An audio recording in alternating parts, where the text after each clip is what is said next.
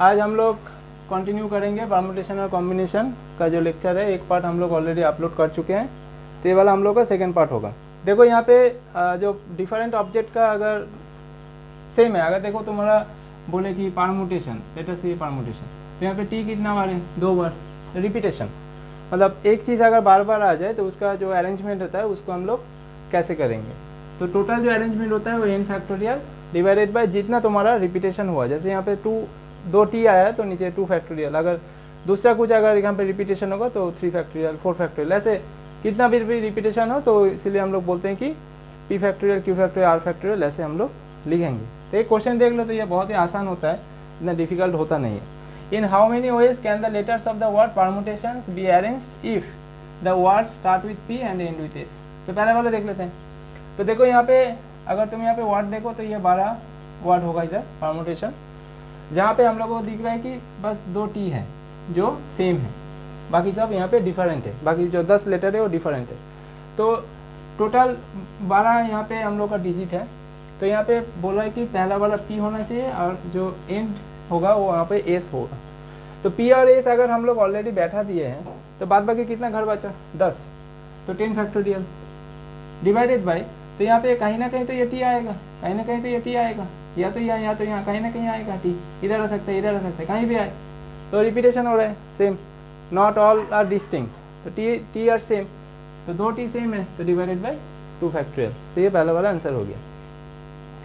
Vowels are all together, तो सारा भावल एक होना चाहिए। यहाँ पे तुम गिन लो कि यहाँ पे 5 भावल होगा, 5 भावल है उधर, तो 5 अगर भावल है तो इस टाइप का प्रॉब्लम को कैसे करना कि अगर बोलेगा कि कोई भी चीज़ एक साथ आएगा उस घर को फिक्स कर देना है। जितना भी वर्ड बोले, कुछ भी बोले कि एक साथ एक कॉमिटी फॉर्म करना है, 2 वोमेन एक साथ आएगा, 2 मैन एक साथ आएगा, उसको दोनों को एक ही घर लेना है। ये पूरा एक घर है, तो ये पूरा अगर एक घर है, देखो एक घर के अंदर कितना आएगा? 5 घर आएगा, एक घर के अंदर 5 घर, क्योंकि 5 भावल हम लोग यहाँ पे अरेंज करना है। तो इधर जो 5 भावल जो अरेंज होगा वो खुद के बीच में भी अरेंज होगा। जैसे यहाँ पे भावल क्या क्या है, इधर भावल क्या क्या है? ई है, यू है, ए है, आई है, ओ है, 5 भावल है। तो ये 5 भावल यहाँ पे ई, अगर ई यहाँ पे भी आ सकती है, यहाँ पे भी आ सकता है, ओ यहाँ पे भी आ सकते हैं, यहाँ पे भी आ सकते हैं, कहीं भी। तो ये जो 5 भावल है ये खुद के बीच में, एक घर में खुद के बीच में वो अरेंज होगा। तो वो कितना तरीके से हो सकता है? 5p5, that is 5 factorial. और बाकी बाद बाकी कितना बचा? टोटल कितना है? टोटल 12 लेटर है। तो ये पूरा अगर एक घर ले लिए तो बाद बाकी कितना घर बचा? 7 घर बचा, बाद बाकी 7 घर बचा, क्योंकि देखो 7 और यहाँ पे 5 है, टोटल 12 होता है। हम क्या बोले कि एक घर को फिक्स कर देना है। तो एक घर अगर हम लोग फिक्स कर दिए तो वो वाला 1 हो गया, तो बाद बाकी 7 होगा, क्योंकि टोटल 7 5 12 हो गया। तो टोटल अब घर कितना हो गया? 8। टोटल घर कितना हो गया? 8। टोटल घर हो गया 8 फैक्टोरियल। और यहाँ पे एक चीज़ याद रखो, 2 टी भी है तो सेम है, तो 2 फैक्टोरियल से यहाँ पे डिवाइड कर देना है। That is the answer. Next हम लोग देखते हैं कॉम्बिनेशन। तो कॉम्बिनेशन हम लोग को पता है कि ये सिलेक्शन होता है, कॉम्बिनेशन इज ओनली सिलेक्शन। तो सिलेक्शन अगर है तो इसका NCR notation is NCR, that is from n objects you are arranging r objects. और इसका फॉर्मूला क्या होता है? n factorial divided by r factorial into n minus r factorial. तो यहाँ पे जो हम लोग का r होता है वो 0 to n के बीच में होता है, सारा केस में 0 to n के बीच में होता है। तो यहाँ पे प्रॉपर्टी देख लेते हैं हम लोग। अगर r 0 to n के बीच में है तो NCR equals to NC n minus r, यही सबसे यूज होने वाला क्लास 12 में 11 में सबसे यूज होने वाला ये वाला फार्मूला होगा। बाद बाकी बहुत सारा फार्मूला है, ये सब तुम लोग का JEE में ये सब बहुत हेल्पफुल होगा, मगर बोर्ड में इतना लेवल यहाँ पे आता नहीं है। तो NCR equals to NC n minus r, इन दोनों को सब्ट्रैक्ट कर देना है। नंबर 2 है NCR plus NC r minus 1 equals to n plus 1 CR। NCR को तुम लिख सकते हो n by r n minus 1 CR minus 1। n into n minus 1 CR minus 1 होता है n minus r plus 1 into NCR minus 1। अगर NCX equals to NCY है तो यहाँ पे 2 केस हो सकता है, या तो x इक्वल्स टू y या तो x plus y equals to n। तो दोनों केस में दोनों केस हम लोग को यूज़ करना है। ये वाला आता है, if n is an even natural number then the greatest of the values, जैसे देखो NC0 NC1 NC2 NCn, ये सब का ग्रेटेस्ट होगा NC n/2, NC n/2, r के जगह n/2 होगा। अगर n इवन नेचुरल नंबर है। अगर n ऑड नेचुरल नंबर है, वही वाला है, NC सारा कोफिशिएंट है, NC0 NC बाइनोमियल कोफिशिएंट है ये सब, NC0 NC1 NC2। यहाँ पे अगर ऑड नेचुरल नंबर है तो या तो NCn-12 होगा। अभी हम लोग को पता है कि NCr क्या होता है, NCn-r। तो NCn-r, तो यहाँ से अगर n सब्ट्रैक्ट कर दोगे तो n+12 आ जाएगा। तो NC या तो NCn-12 लिख सकते हो या तो NCn+12 लिख सकते हो। एक क्वेश्चन देख लेते हैं। जैसे देखो यहाँ पे बोला है prove that 2nCn equals to this thing 2 to the power n 135 2n-1 by n factorial. अब एक चीज देखो 2nCn जो है, NCr हम लोग को फॉर्मूला पता है n factorial by r factorial into n-r factorial. तो r क्या है, इधर n है, तो n factorial divided by r factorial into n-r factorial 2n-n n factorial होता है। अब n फैक्टोरियल हम लोग पहले से हम लोग को पता है n इंटू n-1 n-2 ऐसे करके हम लोग लिखेंगे अप टू 3 to 1 ऐसे 1 तक। तो 2n फैक्टोरियल क्या होगा, 2n 2n-1 2n-2 up to 3 to 1 ऐसे जाएगा, और नीचे जैसे ऐसे ऐसे रख दो इसको। फिर देखो यहाँ पे जो ऑड नंबर्स है इसको हम लोग अलग से लिखेंगे 1 3 5, जैसे 2 4 7 6 11। तो यहाँ से अगर हम लोग बोले कि 7 और 11 अलग रखेंगे तो 2 4 6 हम लोग अलग रख सकते हैं। मल्टीप्लिकेशन, तो मल्टीप्लिकेशन है तो हम लोग ग्रुप अलग से कर सकते हैं। तो यहाँ से हम लोग 1 3 5 7 इसको अलग कर लिए, अप टू क्या होगा, ऑड है तो 2n-1 तक जाएगा। और बाद बाकी जितने इवेंट टर्म्स है 2 4 6 2n-2 ये भी इवन होगा, 2n ये भी इवेंट टर्म में जाएगा, तो 2n तक इसको अलग कर दिए। अभी यहाँ से सारा 2 कॉमन ले सकते हैं, तो 2 यहाँ से आएगा तो इधर 1 होगा, 2 यहाँ से 2 आएगा तो इधर 2 होगा, यहाँ से 2 आएगा तो 3 होगा। तो यहाँ पे क्या बचा रहा है 1 2 3 अप टू n। देखो यहाँ से कितना है, अप टू 2n तक जाएगा, मतलब लास्ट में क्या पड़ा रहेगा इधर n। तो इसका मतलब कितना 2 बाहर आया, n2, n टाइम्स 2 बाहर तुम निकालो। अगर यहाँ से एक 2 लेते हो तो 2 to the power 1 होगा, 2 2 लोगे तो 2 स्क्वायर होगा, 3 2 बाहर आएगा तो 2 to the power क्यूब होगा, तो n 2n है तो 2 to the power n होगा। अब एक चीज़ देखो 1 2 3 अप टू n, ये वाला क्या होगा, हम लोग n फैक्टोरियल होगा, तो ये वाला पूरा है n फैक्टोरियल, ये n फैक्टोरियल एक चला जाएगा, तो बाद बाकी जो बचा रहेगा यही तुमको प्रूफ करने के लिए बोल रहे हैं। तो अभी हम लोग देखते हैं कुछ क्वेश्चन देख लेते हैं।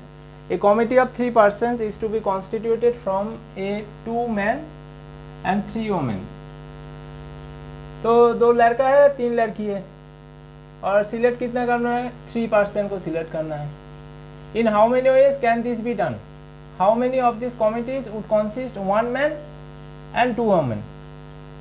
तो तुमको बोला कि 2 लड़का सिलेक्ट करना और 3 लड़की सिलेक्ट करना है, तो 2 मैन 3 वोमेन, और कमिटी में कितना परसेंट होना चाहिए, 3%। अब कोई यहाँ पे कोई कंडीशन है नहीं, तो 3 वोमेन है 2 मैन है, मतलब 5 है टोटल परसेंट। तो टोटल 5 में से तुमको सिलेक्ट करना है 3। तो ये कैसे कर सकते हैं, हम लोग सिलेक्ट कर रहे हैं ना, हम लोग को सिलेक्शन यहाँ पे इम्पॉर्टेंट है। मतलब 3 वोमेन है, ये रविता सविता कविता कुछ भी हो नाम, don't take it otherwise, but XYZ कोई वोमेन 3 वोमेन से तुम सिलेक्ट करके तुमको पिक करना है उसको। 2 मैन है उसको सिलेक्ट करना है, जैसे PQ ले लो 2 मैन, तो ऐसे P को ले सकते हो, मतलब सिलेक्शन तो पहले करना होगा ना कि P को सिलेक्ट करना है, तुम आओ ऐसे। तो इसका मतलब क्या है कि 3 वोमेन 5 मैन है, तो टोटल 5% हो गया, तो 5% से 3% सिलेक्ट करना है, सिलेक्शन हो रहा है, इसीलिए यहाँ पे कॉम्बिनेशन लगाना है। क्योंकि स्टूडेंट्स का सबसे बड़ा दिक्कत ये रहता है कि हमको क्या करना है, परम्यूटेशन का फॉर्मूला लगाना है या कॉम्बिनेशन। तो यहाँ पे सिर्फ सिलेक्शन हो रहा है, अब सिलेक्ट करके उसको आगे पीछे कैसे अरेंज करना है वैसे तो कुछ नहीं बोला है क्वेश्चन में। क्वेश्चन में बोला है कि जस्ट तुमको पिक करना है, 5 है, 5 में से 3% को बस पिक करना है। अब पिक करके उसको आगे पीछे according to the weight according to the height arrange करना है, ऐसा तो कुछ नहीं बोला है, तो इसलिए यहाँ पे कॉम्बिनेशन ही लगेगा। और सेकंड क्वेश्चन देखो, यहाँ पे बोला है कि सेकंड क्वेश्चन में बोला कि 1 मैन होना चाहिए 2 वोमेन होना चाहिए, तो 1 मैन 2 वोमेन। तो 1 मैन सिलेक्ट कहाँ से करना है, यहाँ पे भी सिलेक्शन है, 2 मैन से 1 मैन करना है, तो यहाँ पे आगे रुक जाएंगे क्या, नहीं रुकेंगे, क्योंकि हम लोग पहला वीडियो अगर किसी में दिक्कत है तो देख लेना बेटा, वहाँ पे इस वीडियो में अगर कोई भी दिक्कत होगा यहाँ पे प्रिंसिपल ऑफ मल्टीप्लिकेशन और प्रिंसिपल ऑफ एडिशन का कॉन्सेप्ट लगेगा, तो ये पहला वीडियो में बहुत अच्छे से एक्सप्लेन किया गया है। अभी भी हम लोग का प्रोसेस खत्म नहीं हुआ है, जब तक प्रोसेस खत्म नहीं होगा तब तक तुमको मल्टीप्लाई करते जाना है। तो यहाँ पे 2 वोमेन सिलेक्ट करना है कहाँ से, 3 वोमेन से, तो 3 वोमेन से 2 वोमेन सिलेक्ट किए, यहाँ पे मल्टीप्लाई दे दो, अभी एक प्रोसेस पूरा कंप्लीट हो गया, 2 मैन 3 वोमेन, अभी मतलब यहाँ पे 1 मैन 2 वोमेन, यहाँ से तुम्हारा सिलेक्ट टोटल 3 पर्सन सिलेक्ट हो गया, तो अभी मतलब अभी एक प्रोसेस कंप्लीट हुआ, तो यहाँ पे तुम रोक सकते हो। तो ये होता है प्रिंसिपल ऑफ मल्टीप्लिकेशन, इसको कैलकुलेट कर लेना, 6 आएगा। ये वाला क्वेश्चन देखो, a committee of 5 is to be formed out of 6 gents 4 ladies, in how many ways this can be done. तो यहाँ पे बोला है कि 6 जेंट्स है 4 लेडीज है और तुमको कमिटी में 5 को बैठाना है। कैसे करना है, ताकि एटलीस्ट 2 लेडीज आर इंक्लूडेड, मतलब एटलीस्ट 2 वोमेन होना ही चाहिए, 0 नहीं हो सकता, 1 नहीं हो सकता, 2 ही होना चाहिए। तो अगर एटलीस्ट तुम्हारा 2 है तो 2 लेडीज 3 जेंट्स हो सकता है, तो 5 हो जाएगा। तो 2 लेडीज कहाँ से सिलेक्ट करना है, 4 लेडीज से 3 लेडीज, प्रोसेस अभी खत्म नहीं हुआ है मल्टीप्लिकेशन। 3 जेंट्स सिलेक्ट करना है कहाँ से, 6 जेंट्स से, तो 63, ये एक हो गया। अच्छा सेकंड केस क्या हो सकता है, एटलीस्ट 2 लेडीज बोला है, तो 3 लेडीज हम लोग सिलेक्ट कर सकते हैं। 3 लेडीज कहाँ से, 4 लेडीज से, सो 4C3, और 2 जेंट्स कहाँ से, 6 जेंट्स से, तो 6C2, प्रोसेस कंप्लीट हो गया। और थर्ड केस क्या हो सकता है कि 4 लेडीज मैक्सिमम, चारों को 4 लेडीज को ले लो, और 5 को सिलेक्ट करना है तो 1 जेंट्स लेना ही होगा, तो 4 लेडीज से और 1 जेंट्स लेना है, 6 जेंट्स से, 61। इन सब को ऐड कर दो, you will get the answer 186। Second question, at most 2 ladies are included. तो एट मोस्ट का मतलब क्या है, एट मोस्ट का मतलब है मैक्सिमम 2, तो मैक्सिमम 2 बोला है, तुम 1 सिलेक्ट कर सकते हो, 2 सिलेक्ट कर सकते हो, 2 से ज़्यादा सिलेक्ट नहीं कर सकते। एट मोस्ट का मतलब ये भी होता है तुम सिलेक्शन नहीं भी कर सकते, तो सिलेक्शन नहीं भी कर सकते हम लोग, तो यहाँ पे भी हम लोग का 3 केस आएगा। तो पहला केस देख लेते हैं जहाँ पे लेडीज़ को हम लोग लेंगे ही नहीं, तो लेडीज़ को अगर लेंगे नहीं, 5 का कमिटी बनाना है, तो 6 जेंट्स से 5 जेंट्स को तो लेना ही होगा, क्योंकि कमिटी तो 5 का है, तो 65 हो गया। सेकंड केस क्या हो सकता है कि 1 लेडीज़ को ले लेते हैं और 4 जेंट्स को ले लेते हैं, तो 6 जेंट्स से 4 जेंट्स और 4 लेडीज से 1 लेडीज, मल्टीप्लिकेशन। थर्ड केस क्या हो सकता है कि 3 जेंट्स ले लेते हैं और 2 लेडीज लेते हैं, क्योंकि एट मोस्ट 2 लेडीज बोला है, तो 63 इंटू 46। देखो ये सब अलग अलग प्रोसेस है, यही हम लोग का प्रिंसिपल ऑफ एडिशन होता है। प्रिंसिपल ऑफ मल्टीप्लिकेशन तो यहाँ पे खत्म हो गया, ये एक प्रोसेस से ये वाला प्रोसेस कंप्लीट हो गया, पहला प्रोसेस ये वाला हो गया। सेकेंड प्रोसेस से ये वाला, ऐसे हम लोग 5 का कमिटी फॉर्म कर लिए, और थर्ड प्रोसेस से 5 का कमिटी फॉर्म हो गया। तो अभी ये एक अलग प्रोसेस है, ये एक अलग प्रोसेस है, ये अलग प्रोसेस है। अब तीनों प्रोसेस को हम लोग ऐड करेंगे तो अभी यहाँ पे टोटल प्रोसेस कंप्लीट होगा, क्योंकि यही होता है तुम्हारा प्रिंसिपल ऑफ एडिशन। इसको कैलकुलेट कर लेना, ये भी 186 ही आएगा। नेक्स्ट ये वाला बहुत इंपॉर्टेंट क्वेश्चन है, एक क्वेश्चन कर लोगे तो इसी टाइप का बहुत सारा क्वेश्चन सवाल बन जाएगा। In how many ways can the letters of the word permutation be arranged if there are always 4 letters between P and.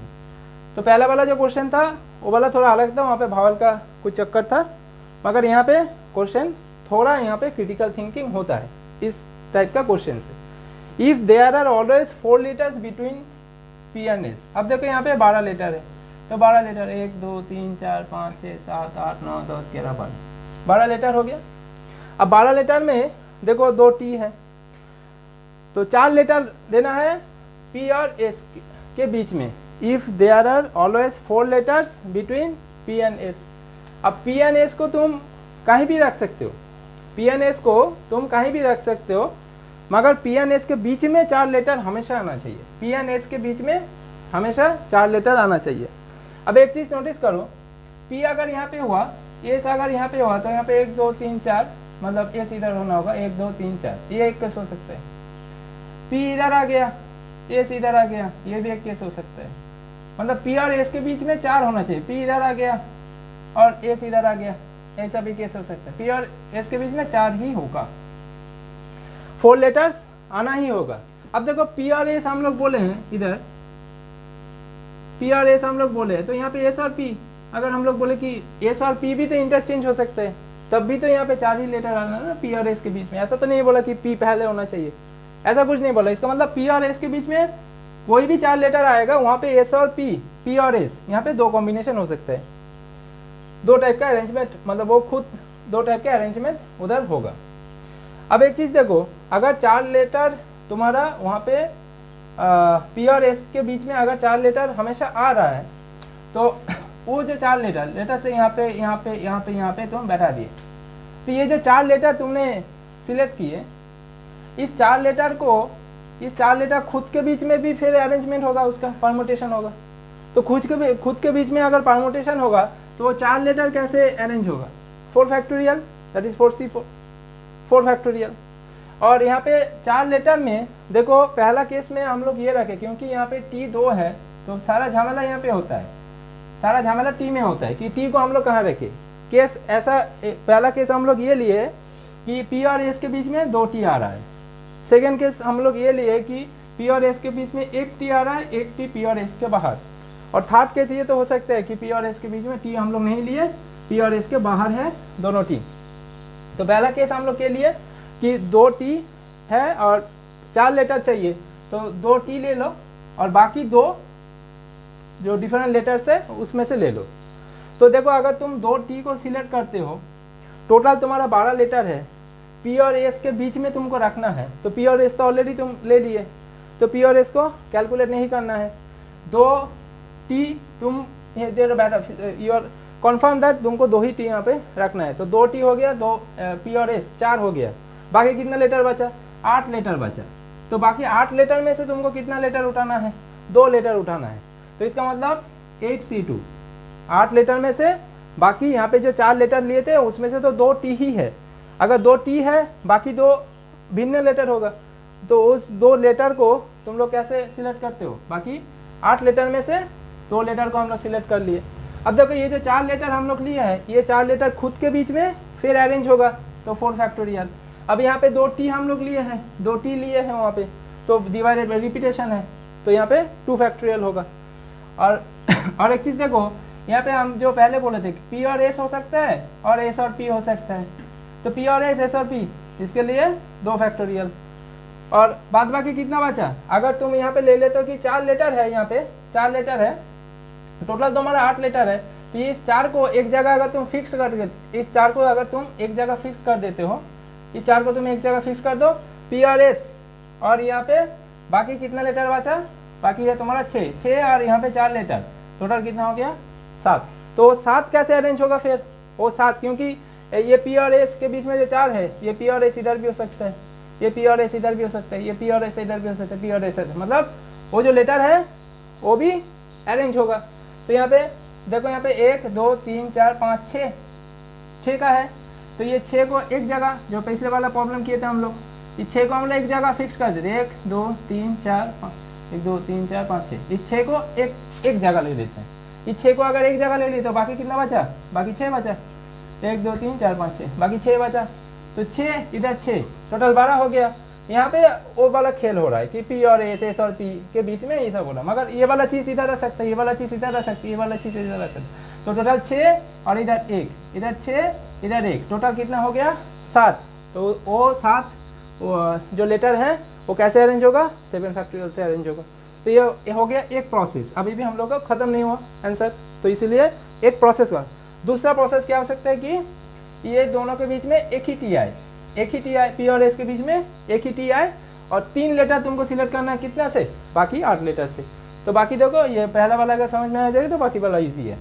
8 letter में से 3 लेटर सिलेक्ट करना है, बाकी यहाँ पे जो 4 लेटर तुम बैठा थे वो 4 फैक्टोरियल होगा, यहाँ पे तो बाई 2 फैक्टोरियल नहीं होगा क्योंकि एक टी तो बाहर हो गया, तो एक टी बाहर हो गया तो यहाँ पे रिपीटेशन का सवाल नहीं है, तो 4 फैक्टोरियल हो गया बाई इंटू 4 फैक्टोरियल, और P और S और P के लिखिए 2 फैक्टोरियल, टोटल 6 फैक्टोरियल, ये वाला सेम ही रहेगा, सब केस में ये वाला सेम रहेगा, इंटू 7 फैक्टोरियल हो गया। थर्ड केस क्या हो सकता है कि P और S के बीच में कोई टी ना आए, अगर कोई टी नहीं आता है तो तुमको जो 4 लेटर है वो बाकी 8 लेटर में से सिलेक्ट करना है, तो 8 में से 4 लेटर तुम सिलेक्ट कर लिए, P और S के बीच में जो 4 लेटर सिलेक्ट किए वो खुद के बीच में अरेंजमेंट होगा 4 फैक्टोरियल, P और S 2 फैक्टोरियल से अरेंजमेंट होगा, और बाकी जो तुम्हारा केस है 6 और 1 7, उसके लिए 7 फैक्टोरियल। मगर यहाँ पे अभी देखो, यहाँ पे P और S के बीच में कोई टी नहीं है, तो बाकी टी इधर है, तो यहाँ पे एक साथ टी आ सकता है, रिपीटेशन है, तो इसके लिए यहाँ पे तुम्हारा 2 फैक्टोरियल से डिवाइड होगा। तो ये एक प्रोसेस है, ये एक प्रोसेस है, ये एक प्रोसेस है, सारा प्रोसेस ऐड कर दो, you will get the answer. तो ऐसे अभी हम लोग आगे देखेंगे। तो अभी हम लोग देखते हैं कि सर्कुलर परमुटेशन क्या होता है। Number of ways of arranging n objects around a round table is n-1 factorial. अब देखो ये आता कैसे है, सोच लो कि ये जो 5 बंदा है, 5 बंदे को एक राउंड टेबल में बैठाना है। तो या तो ये बंदा A B C D E ये 5 फैक्टोरियल होगा।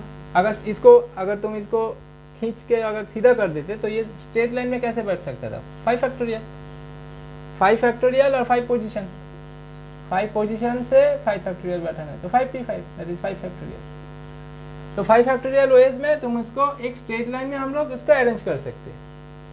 अब मगर जब भी ये सर्कुलर हो जाएगा तब यहाँ पे क्या होगा, देखो एक चीज, A B C D E जो पोजीशन है, B C D E E एक ही पोजीशन है, C D E A B एक ही पोजीशन है, D E A B C एक ही पोजीशन है, E A B C D एक ही पोजीशन है। मगर तो ये 5 में से तुम कोई भी पोजीशन लोगे तो सारा एक ही पोजीशन को डिफाइन करता है। तो इसलिए इस 5 फैक्टोरियल में ये पांचों केस हम लोग ज़्यादा ले लिए थे, तो उसको तुम उसको सेम रिपीटेशन की तरह कर सकते हो, मगर यहाँ पे डिवाइडेड बाई 5 होता है, नॉट 5 फैक्टोरियल। तो 5 फैक्टोरियल बाई 5, तो ये होता है 4 फैक्टोरियल। 4 फैक्टोरियल को हम लोग कैसे लिख सकते हैं, 5-1 फैक्टोरियल। इसलिए n ऑब्जेक्ट्स को अगर सर्कुलर टेबल में अगर बैठाना है तुमको, तो टोटल अरेंजमेंट होता है n-1 फैक्टोरियल। इसको सीधा सीधा तुम ऐसे भी कर सकते हो कि सोचो कि कोई बंदे को हम लोग फिक्स कर दिए, कोई बंदे को अगर हम लोग फिक्स कर दिए, बाकी कितना पोजीशन बचा, 4, तो 4 पोजीशन में 4 बैठेगा तो 4 फैक्टोरियल होगा, सीधा बस खत्म। इतना कॉम्प्लेक्सिटी में नहीं जाना है। 5 बंदे को अगर तुमको अरेंज करना है सर्कुलर टेबल में, तो एक बंदे को फिक्स कर दो। अगर एक बंदे को फिक्स कर दिया, उसी के हिसाब से बाकी 4 बंदे बैठेंगे। अगर 4 बंदे बैठेंगे, 4 पोजीशन है, तो 4C4 फैक्टोरियल होगा। 4 फैक्टोरियल को कैसे लिख सकते हैं हम लोग, 5-1 फैक्टोरियल। तुम लोग ऐसे भी सोच सकते हो। और यहाँ पे एक चीज देखो, number of ways of arranging n persons along a round table so that no person has the same 2 neighbour. दोनों नेबर सेम नहीं होना चाहिए। अब एक चीज देखो, यहाँ पे जो हम लोग अरेंजमेंट यहाँ पे हम लोग किए थे, तो अगर तुम लेफ्ट हैंड साइड से जाओ और राइट हैंड साइड में जाओ, दोनों केस में एक ही चीज आता है, अरेंजमेंट तो एक ही आता है। इसीलिए हम लोग यहाँ पे इस केस में n-1 फैक्टोरियल को भी फिर से 2 से डिवाइड कर देते हैं, मतलब हाफ ऑफ n-1 फैक्टोरियल होता है। इसी टाइप का सेम कॉन्सेप्ट है, number of necklace formed with n beads of different colours, वो भी n-1 फैक्टोरियल बाय हाफ होता है। एक क्वेश्चन देख लो, 3 boys and 3 girls go out for a dinner. A shy boy does not want to sit with a girl, with any girl, and a shy girl does not want any boys as a neighbor. So जो shy girl है उसको, जैसे देखो ये round table में हम लोग इसको बैठा है, जो shy girl है वो किसी भी लड़के के पास नहीं बैठेगा, और जो shy boy है वो किसी भी लड़की के पास में नहीं होगा। अगर ऐसा केस है तो देखो इसको कैसे हम लोग अरेंज कर सकते हैं। तो जो शाई बॉय है उसको हम लोग फिक्स कर दिए, 2 बॉयज के बीच में फिक्स कर दिए, तो ये तो गर्ल्स के आसपास नहीं आ सकता। और जो शाई गर्ल है उसको भी 2 गर्ल्स के बीच में फिक्स कर दिए, तो ये शाई गर्ल भी ये बॉयज के आसपास नहीं आ सकता। तो यहाँ पे देखो, तो यहाँ पे क्या केस हो गया कि यहाँ पे 2 है, मतलब 2 कितना ओएस कितना है, यहाँ पे ओएस कितना है, n ऑब्जेक्ट में से number of ways of arranging n objects around a round table is n-1 factorial. तो 2 में से 1 घटा दो, 2-1 फैक्टोरियल। और यहाँ पे एक चीज देखो, ये तो 1 OA, मतलब एक ही OA में ये हो सकता है, ये चीज जो है ये एक ही OA में हो सकता है। मगर यहाँ पे और एक चीज देखो, ये जो बॉयज है B2 और B1 एज एग्जाम्पल हम लिए हैं, ये खुद के पोजीशन चेंज कर सकते हैं, तो उसके लिए 2 फैक्टोरियल आएगा। ये जो गर्ल्स है G1 और G2, ये भी खुद का पोजीशन चेंज कर सकते हैं, तो इसके लिए 2 फैक्टोरियल आएगा। मगर ये जो अरेंजमेंट है, मतलब ये शाई बॉय इस दोनों बॉयज के बीच में बैठेगा, ये शाई गर्ल ये 2 गर्ल्स के बीच में, ये एक ही तरीके से हो सकता है। That's why 2-1 factorial. और इसको मल्टीप्लाई कर दो तो अभी पूरा प्रोसेस खत्म होगा, तो ये आंसर होगा। तो अभी हम लोग और एक दो क्वेश्चन देख लेते हैं। In how many ways can the squares of the adjoining figure, ये फिगर दिया हुआ है, can be filled with the letters of the word Rohini so that each row contains at least one letter. तो तुमको बोला कि एक रो में एक लेटर होना ही चाहिए, ऐसा कितना पॉसिबिलिटी है। अब देखिए यहाँ इधर 6 लेटर है, इधर 6 लेटर है, और इधर तुमको तो 6 लेटर 6 स्क्वायर में तुमको बैठाना ही है। 6 लेटर को 6 स्क्वायर में, इधर टोटल 8 स्क्वायर है, तो 8 स्क्वायर में 6 लेटर को बैठाना है, 8 6 हुए। तो क्योंकि यहाँ पे तुमको तो सिलेक्शन करना है ना, ये स्क्वायर, तो ये इसलिए हम लोग इधर कॉम्बिनेशन मतलब लगा 8C6। और यहाँ पे देखो ये -2 कैसे आया।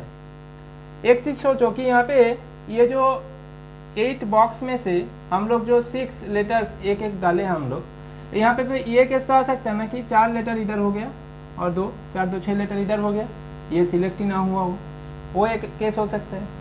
और एक केस ये 4 इधर हो गया, 2 इधर हो गया, तो उस केस में भी ये वाला रो सिलेक्ट नहीं हुआ। मगर तुमको क्वेश्चन में क्या बोला है कि each row contains at least 1 letter, हर रो में एक लेटर होना ही चाहिए। तो ये 2 केस है जहाँ पे तुम्हारा वो वाला केस नहीं आ रहा है कि हम लोगों का वो एक लेटर नहीं आता है, तो इसीलिए वो 2 केस हम लोग टोटल केस में से सबट्रैक्ट कर दिए।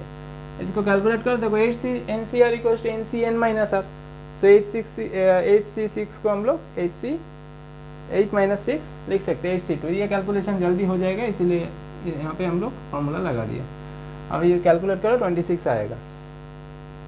अब एक चीज़ देखो, तो यहाँ पे तो 6 लेटर को कैसे अरेंज कर सकते हैं। 6 लेटर को यहाँ पे रोहिणी में number of ways of arranging 6 given letters in the selected square, तो यहाँ पे 6 फैक्टोरियल बाई 2 फैक्टोरियल, क्योंकि यहाँ पे 2 आई है, तो 6 लेटर को हम लोग कैसे कर सकते हैं, अरेंज कैसे कर सकते हैं, 6 फैक्टोरियल, और क्योंकि 2 आई है तो इसीलिए बाई 2 फैक्टोरियल, तो ये 360 veg.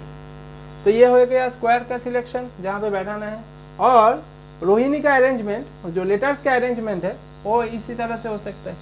So 360 multiplied by 26, so total is 96 ways, 960 ways. In how many ways can 7 plus signs and 5 minus signs be arranged in a row so that no 2 minus signs are together? कोई भी 2 minus sign कभी एक साथ नहीं आने वाला। अगर एक साथ नहीं आने वाला, देखो इसका ये जो 7 प्लस साइन है, ये सारा प्लस साइन आइडेंटिकल है, सारा माइनस साइन भी आइडेंटिकल है, तो सारा प्लस साइन हम लोग एक ही तरीके से अरेंज कर सकते हैं। तुम ये वाला केस ले लो कि सारा प्लस साइन हम लोग ऐसे बैठा दिए। एकमात्र यही वाला केस है जहाँ पे तुम देखो कोई भी माइनस साइन 2 मतलब एक साथ नहीं आने वाला, तो माइनस साइन इधर 1 2 3 4 5 इधर हो सकता है, माइनस साइन इधर हो सकता है 1 2 3 4 5, माइनस साइन इधर हो सकता है 1 2 3 4 5, माइनस साइन इधर हो सकता है 1 2 3 4 और इधर 5। तो इसका मतलब टोटल यहाँ पे 15 बॉक्स है। 15 बॉक्स में 8 प्लस साइन है। 8 प्लस साइन कैसे अरेंज हो सकता है, एक ही तरीके से, क्योंकि सारा आइडेंटिकल है। अगर सारा माइनस साइन भी तुम दे दो इधर 1 2 3 4 5, तो ये सारा माइनस साइन भी आइडेंटिकल होगा, तो उसके लिए भी एक ही अरेंजमेंट होगा। मगर पोजीशन कितना है, माइनस साइन हम लोग को इस खाली बॉक्स में बैठाना है, तभी एक साथ माइनस साइन नहीं आएगा। पोजीशन कितना है, 1 2 3 4 5 6 7 8 बॉक्स में 5 माइनस साइन देना है, तो 8C5 ways। So 56 is the answer. I think तुम लोगों को परमुटेशन कॉम्बिनेशन अच्छा लगा होगा, तो अगर अच्छा लगा है तो हम लोग को सपोर्ट कीजिए और लाइक सब्सक्राइब और शेयर करो। और यहाँ पे हम लोगों का जो ऑफिशियल टेलीग्राम चैनल है आदि_विज्ञान, इसको भी फॉलो कर लो, क्योंकि यहाँ पे बोर्ड में अगर बहुत सारे स्टूडेंट्स बोल रहे हैं कि देखने में दिक्कत हो रहा है, तो हम लोग इसको PDF करके ग्रुप में दे देंगे आदि विज्ञान इस टेलीग्राम चैनल में। तुम लोग वहाँ से डाउनलोड करो और फिर वीडियो देखो। Thank you.